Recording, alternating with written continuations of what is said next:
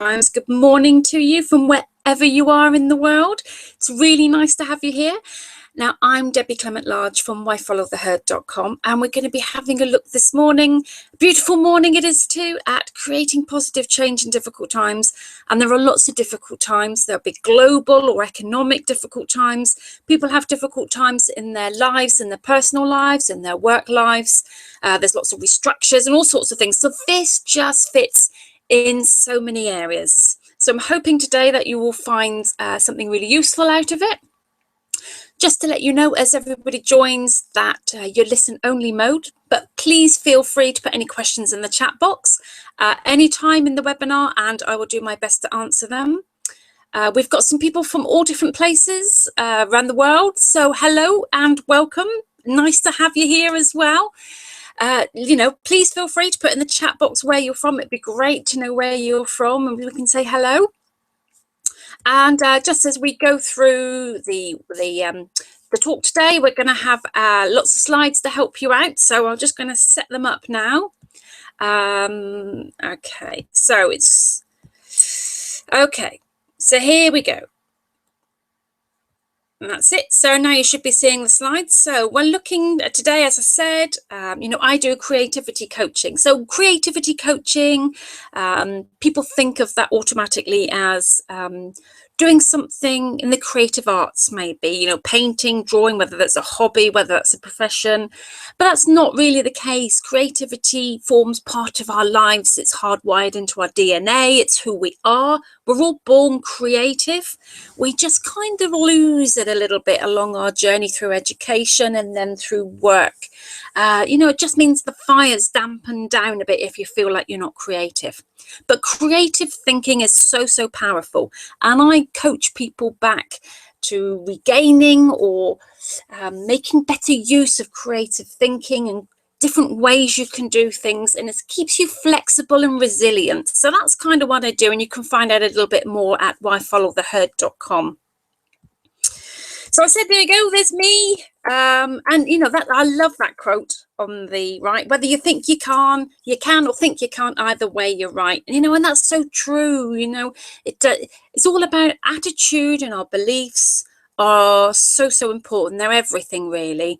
And that's kind of critical to getting through a difficult time. If you have a downward spiral in your head about how you think about what you're having to deal with, the harder it's going to seem, and the bigger trial it's going to be. And it's all about thinking about things in a particular way. So we're going to have a look a little bit today. This is a short webinar, only half an hour, and we're going to have a bit of a look about how to use creative thinking in difficult times, but also how to understand our emotions. What do we go through when we have an experience, a difficult time in our life? Because when we understand our emotional responses, we can maybe look at things and how we deal with it in a different way.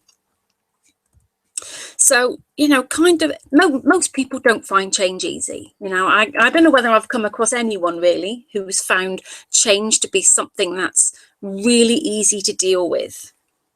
And, it can leave us scratching our heads and wondering why the change is happening. We don't always understand the change. If we're talking about change in a workplace, it might be that change, the rationale, the reasons behind that change aren't being communicated very well.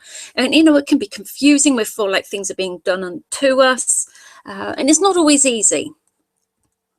And sometimes that can leave us feeling really scared about things as well. It can shift us off our axes. One minute we're feeling comfortable in a job, the next minute, that safety and that security is being taken away from us. And that's not always easy. And when we feel like that, we can hide the way we're feeling. We don't want to talk about it. We're maybe afraid to communicate that in a workplace. It could be that you want to put your head in the sand and you want to hide from it. And that's not always a very good idea to do that. And when we're feeling all these different emotions that we can feel when we're going through a period of change, it can make us feel anxious. It can make us feel scared.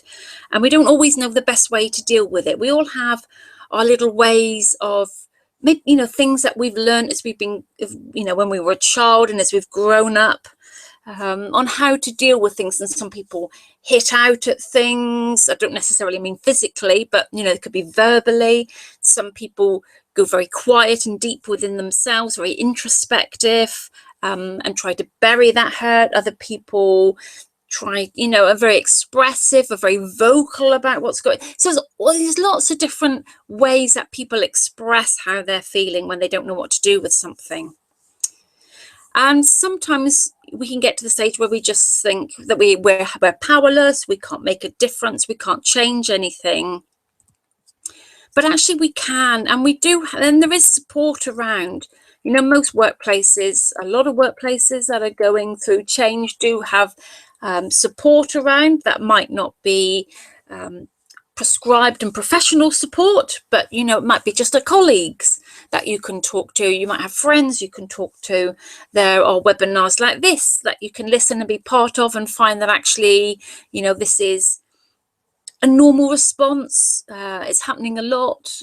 Doesn't mean to say it's easy in the slightest, and it doesn't mean to say you ever get used to it, but there are elements to help you to deal with the way you're feeling and to find ways to positively overcome it and to look at it objectively rather than getting caught up in all those emotions. So what we're trying to do is to alleviate this. We're trying to get away from that roller coaster of emotions that we get, and we can't stop it, but it's about it's about understanding what happens, why we feel like we do, and not allowing ourselves to try and get caught up in it too long, because what we really want is to end up in a place where we're feeling a little bit more like this, sort of peaceful, calm, and slightly more in control of what's going on. And we certainly don't want big change to make you feel like it's the end of the road. Sometimes big change can signify the start of a new journey, and that's great. Sometimes we get stuck. People get stuck in jobs, not necessarily very happy, but they don't make the steps to do anything themselves. It's scary moving out, especially if you've worked in the same place for a long time. It's a big step going to a new employer. You don't know whether you're going to like it, and whether that's right. And you can't regret. You don't want to regret something and go back, because you can never do that. And it can. But a new journey sometimes is great, and sometimes just that, maybe losing your job, kickstarts you into maybe doing what you want to do. So it can fire you up with inspiration, with new ideas. So, I would just really urge you to be strong, take courage, be ready to face your fears head on, and just know that there is always something better just around the corner. If you can focus and feel that, and work towards that, then that gives a much more positive feel to what you're going through. That might not take away the emotions that you're feeling, but to feel like there's something that's just around the corner, that would be good. So today what we're going to be looking at, we're going to be understanding that we all go through the emotions when dealing with change, to varying in different degrees, and that we can learn how to funnel these emotions towards taking positive action. And we can do that using creative thinking, or in a creative way, so that at the start of our journey, right at that very start of that journey, is those initial swirling emotions. And it can be really strong. We can react in different ways. Like I said, you can have a real sense of loss, you can be angry, you can be fearful, you can be dreadfully upset, very teary, you can feel frustrated. So there's lots and lots of different ways that we can respond to the way that the change is impacting, or the change is making us feel. But it can also leave us with a sense of urgency. Now, knee-jerking into action doesn't usually serve our purpose. And when we feel this urgent and have an urgent need to do something, it's a good indicator that what we actually need to do is slow down and take a break. And this is easier said than done sometimes, and I know that. But know that every emotion you experience is a direct result to a thought, not the world around you. So you, in effect, then are creating your own response based on your thoughts. So when you're feeling angry, sad, or distressed, your thinking is likely to be unproductive. And whichever thought you engage in is likely to lead you to a place that you don't want to go in. So that's where we say about you don't want to be looking at knee-jerking and making big decisions based on your immediate feeling of how you're feeling. And whatever change we're going through, and no matter what person you are, we all have a sense of fear, and knee-jerking and initial responses and the urgency doesn't take away that fear. Something we all feel to lesser and greater degrees. It depends how we deal with it, how we funnel that fear, because you never get rid of it. And I like this quote by Jack Canfield. It said, everything you want is on the other side of fear. And everybody can feel fear about, if you say you got made redundant and you're wanting to do something different or set up your own business, that might seem scary. But when you start taking those steps towards doing what you want, you find something good will come out of that. Something, you'll be learning, you'll be growing, you'll be stretching your comfort zone.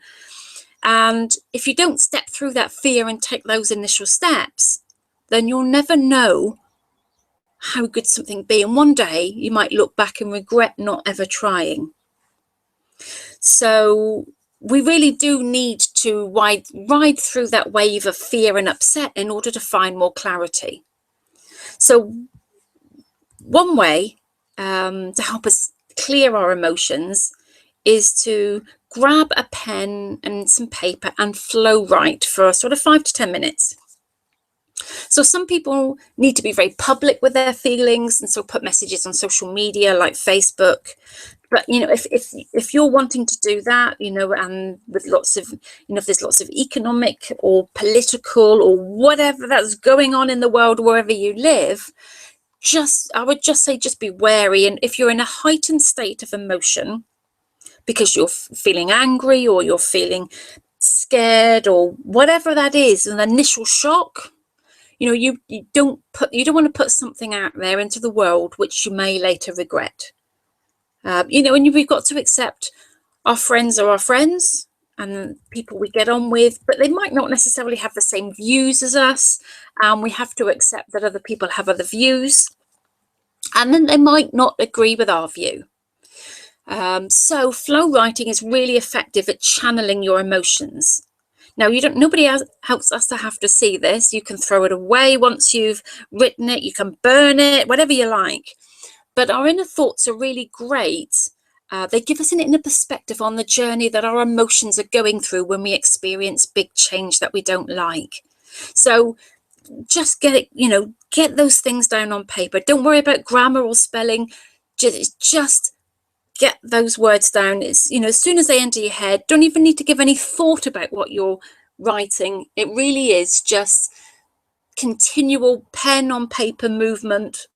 Write, at least 3 sides of A4 or 6 sides of A5, just to dump those feelings down. And if you want to know more about that, have a look at some of my other videos on my YouTube channel, because there's some great ones that take you through this sort of exercise that you can do in different ways, and it goes into far more detail. So we have a response. We can have 2 different types of responses to negative things. And this is what Dr. Albert Ellis put together. And he said that experiences do not cause any specific emotional reaction. Instead, it is the individual's belief system that produces the reaction. He believed that the majority of long-standing emotional problems are almost always due to what he called irrational thinking.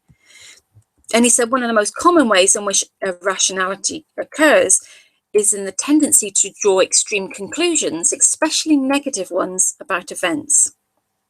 So, if we think about it, if a man who might want to call himself an irrational thinker, if he loses his job, to him it's not merely unfortunate, but it's catastrophic, it's awful, it's the end of the world, it's a nightmare.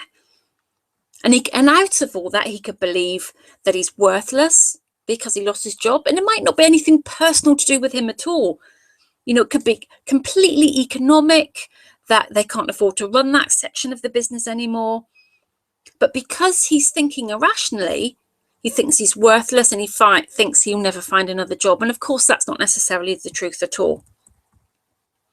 So, what we could do is to say, if you react automatically and irrationally, you just reinforce your habitual ways of thinking, and you become even more convinced of the poor opinions of yourself and that the things that you're thinking are justified. However, when a negative thing happens, if you take time to consider that response and you get to think about it in a more rational, especially in a creative way, that could be far more beneficial to us than an initial knee-jerking reaction. And we can realize that our negative opinions are unjustified, and that we do have different possibilities, different options open to us. So this is a great way to think about taking time out to have a response to something that's a big change in your life. So when we're talking about change, we all go through a change journey. Now, how much you respond in each area is a bit of an individual thing, but we all kind of go along the same sort of journey. And it's a bit like a roller coaster, isn't it? And it's really, really normal to experience these emotions, and you mustn't try, don't need to try and suppress them. It's about experiencing them and understanding what happens and whereabouts we are in that journey. So point one then is we're looking at denial. So people faced with potentially catastrophic change would not be able to accept the communication. They would even deny it to themselves. So you're at that point where you just don't want to take it in. You might become emotionally numb, have a sense of disbelief, be shocked. And some people argue that this is the body's way of allowing people to prepare themselves to what is to follow. It's difficult. We don't want to accept the news, and we don't want to expose ourselves to the heartache that the change or that news will bring to us. So this is like the really initial shock, okay, and disbelief. So the next bit we go through is anger. So we're now point 2 on that curve. So this is when we get to the stage where we acknowledge what is happening, and we can enter this anger stage, and we can ask questions like, well, why me? Well, why should such a thing happen to me and people like me? And this anger and frustration can be focused externally, but sometimes we can, we can see that sometimes on Facebook and in social media, people having a go at the situation, having a go at the economy, having a go at politics, having a go at jobs, having a go at other people, and anything that's changing. But sometimes we can focus this internally and towards ourselves. And this stage is still a continuation of not wanting to accept the change and of wanting to do something, anything really, other than believe that this change is going to happen. This is anger. That whole emotion and expression of anger is a way of displacing our real feelings towards the situation. Now, once we get past the anger stage, we then hit point 3 on the curve, and we start bargaining. So we might have exhausted ourselves by attacking others, putting our messages and being angry on social media, etc. And people may still want to try to find and wrestle back some sort of control over the situation. And they're still deflecting the true gravity of the situation. And sometimes this bargaining can verge on panic. We could be desperately looking around for something, anything to remedy the situation. If only I could get this fixed or sorted and everything would be all right. And if we can't bargain our way out of the situation, we move into the next phase, which is depression. Now, that doesn't mean to say we all get depressed, and there are varying levels of depression, obviously. But some people will get a bit low, and some people will be really, really upset and feel quite depressed about a situation. So we hit this stage when it becomes clear that no amount of bargaining is going to be able to provide us an escape from the situation. And the true momentousness of the situation actually kicks in. And we can go through a period of like mourning or grieving for our loss. And that's what we kind of mean by depression. And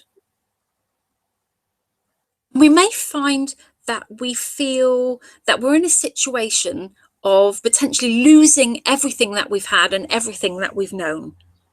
And it could feel like we're ready to give up on everything, like some point of sense of pointlessness or sadness at that stage. Then we find that we start going past and up through the curve towards acceptance, point 5. And as we move out of this period of depression and pointlessness, we start to move towards a stage of coming to terms with a situation. And the timing of all these stages is very different from everybody. Some people move very quickly through these, and other people's, their journeys are much longer. But that's fine. And with acceptance, although we want to accept the reality of the situation, it really doesn't mean that we're happy with the situation. But at this point, we're much more in touch with our feelings about what's happening. And we can think more rationally and objectively about our hopes, our fears, and our anxieties as well about what's happening. So I'd really suggest that we need to try and break free of as we move out of the inward-looking acceptance stage, we can start breaking free and receiving ideas. That change sometimes can be a good thing, and it might not be change that we want, but actually we can always find something positive coming out of that. And you're starting at this point to break free from the roller coaster of your emotions and beginning to discover that although the world around you may have changed, you may start to discover things aren't as bad as you thought they might be. And as I said, you start thinking about opportunities that maybe you didn't see when you were looking much more inwardly and dealing with those emotions much more inwardly. Now, I don't know, you probably have heard of Viktor Frankl, and this is a great. He went through the whole emotional things, big time, really. Because in 1942, he and his wife, his brother, and his parents were taken to a concentration camp, and he spent 3 years there. And I can't even begin to imagine the horrors of what he went through in that place. And he emerged as the only survivor of his group. And he wrote a book called Man's Search for Meaning. And it was all about his experiences. And he said that humans have 2 psychological strengths that allow us to bear painful and possibly devastating situations and to help us to move forward. And these are the capacity for decision and the freedom of attitude. And Viktor Frankl said that we're not at the mercy of our environment or events because we dictate how we allow them to shape us. Even suffering can be seen differently depending on our interpretation of events. So everything we do is really an inside job. And he said, a man who has nothing else in this world may still know bliss. And I think that's wonderful. Meaning is something we discover rather than invent, said Viktor Frankl, and we must find it ourselves. So we do, as that quote says, have the ability to choose our attitude in any given set of circumstances. So taking that into account, when we're in a situation, we need to look at how we can channel our emotions. So when we've been on this roller coaster emotional journey, we've been expressing on feeling externally or internally, we reach the stage where we need to really focus on how we can channel those emotions positively. So don't be afraid of letting other people know your emotions are running high and that you need time to make a decision. Sometimes we just need to do that, and that's a really good thing to do. Try not to knee jerk. Give yourself time to step back, to take a break, and that will enable you to look at things objectively and give yourself a wider range of options. And the first step in doing this is to understand what is within or outside of our control. Now, if it's within our control, what suitable and positive action can we take? Can we join forces with someone who also feels the same? Sometimes a collective can be stronger than working alone. And if it's outside of our control, can we find a way of letting it go? Physical activities like going to the gym or doing meditation can help. But if we're still left in a state of feeling anxious or stressed or angry or frustrated, we might need to try and intentionally help our bodies, help our minds to slow down, because we do need to give ourselves the time and that space for more inspired thinking. Maybe one option is that you can donate to an organisation or a cause that you believe in, because maybe they have some more influence to deal with a situation that you're not happy with. Sometimes even just doing something like paying an act of kindness to somebody else can help us to feel good about ourselves. And we can also think creatively to find ways that will have a positive impact on our lives. So how can we tap into the power of creative thinking? Well, creative thinking helps us to provoke new ideas. We can use sort of thought experiments. We can develop a sense of wonder. You could say, oh, I wonder what if blank, blank, blank. Or, do you know what, that really doesn't seem logical. So I wonder what would happen if I tried. Now, those questions might seem deceptively simple, but they are a great starting point for a potentially infinite journey of your mind. The art of this process is being relentlessly curious and not stopping at the first hurdle. It's about being prepared to kickstart your imagination with questions outside of the normal rules. And I heard an interesting story, and it was about the author Robert Harris, and he had the idea for his novel Archangel after his young son asked about Stalin's son. Well, Stalin didn't have a son, Harris said. Yes, but what if he did, persisted the boy.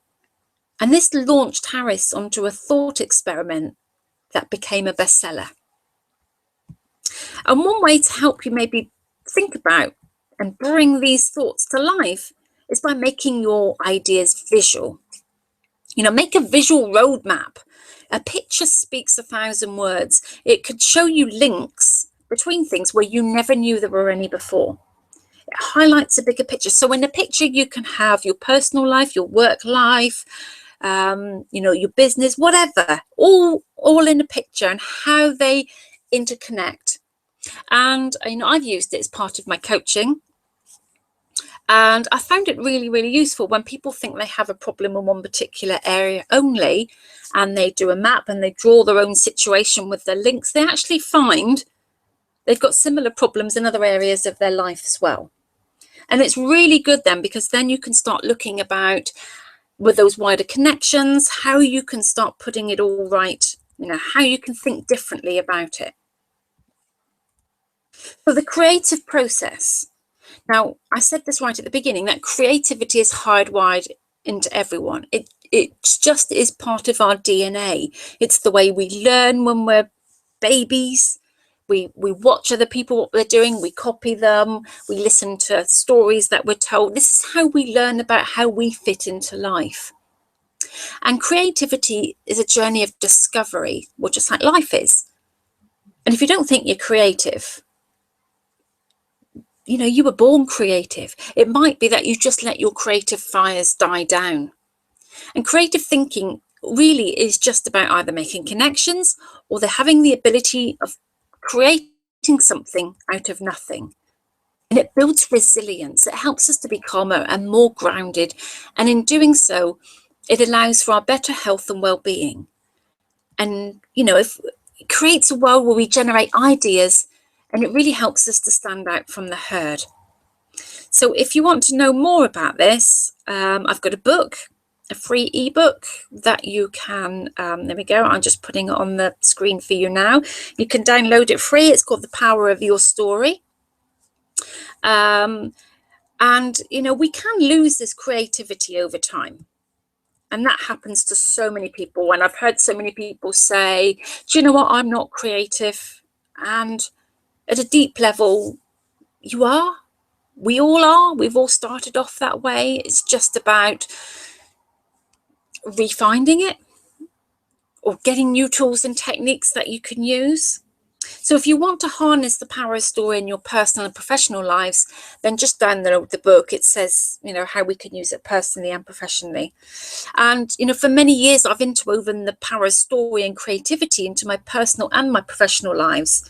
I've had a real eclectic mix from very creative backgrounds with acting and writing, having my own creative business, to being a chartered management accountant and an internationally qualified business analyst. So I've seen very, very corporate, very controlled businesses, and I've been part of that. But I've also seen very loose, creative, different aspects as well in my working life. So both of those together has helped me think out the box and make great, memorable connections with people and help other people to overcome their challenging obstacles. And I've put everything I've learned into a new academy.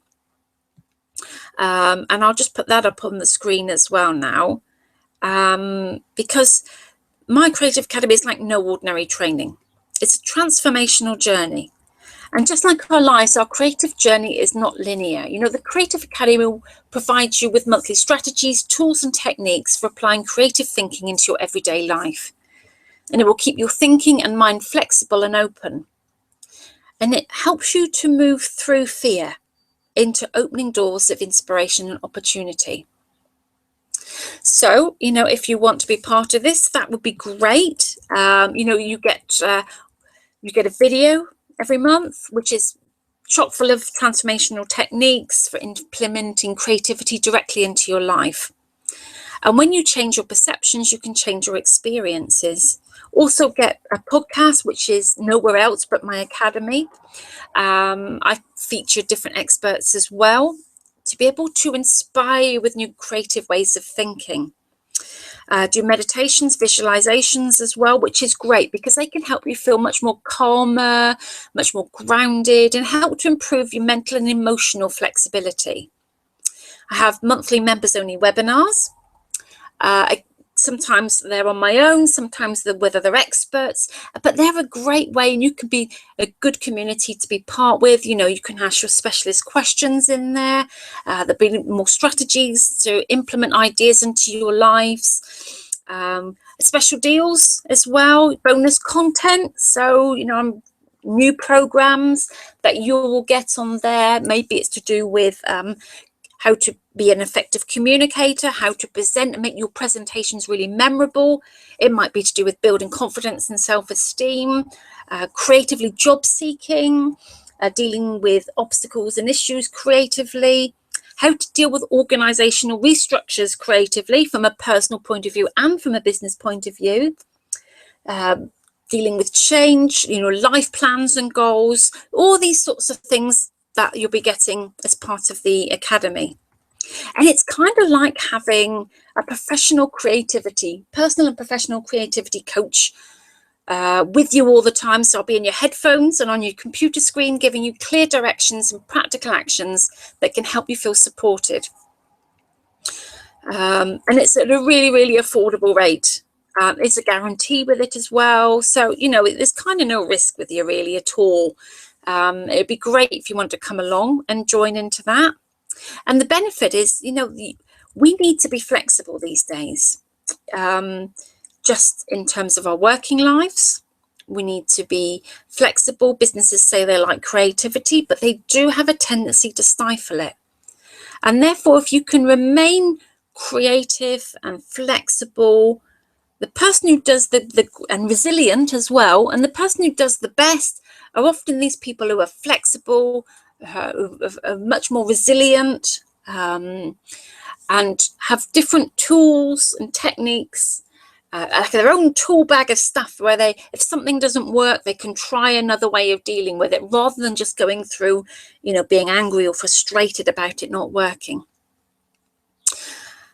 So let's have a look.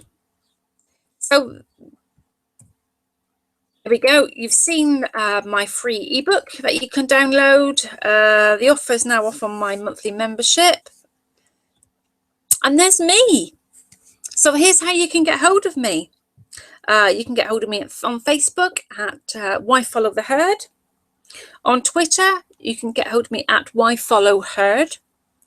Or you can email me direct at debbie@whyfollowtheherd.com. It would be really, really great to get in contact, and I hope that you'll be part of the academy, and we'll catch up soon, and I look forward to hearing from your suggestions. And have a good day, and I hope these things have helped, and I'll see you soon. Take care.